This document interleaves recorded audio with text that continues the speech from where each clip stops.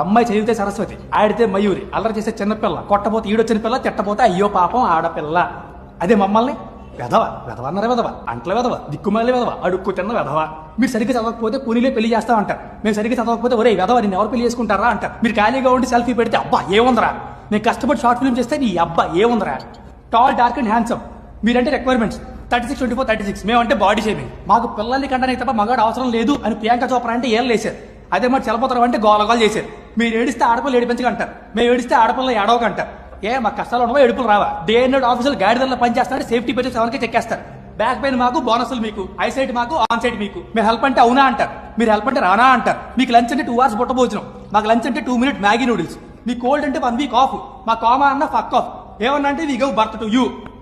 మా పార్టిసిపేషన్ లేదా? మీరు ఏమన్నా మొక్కలా?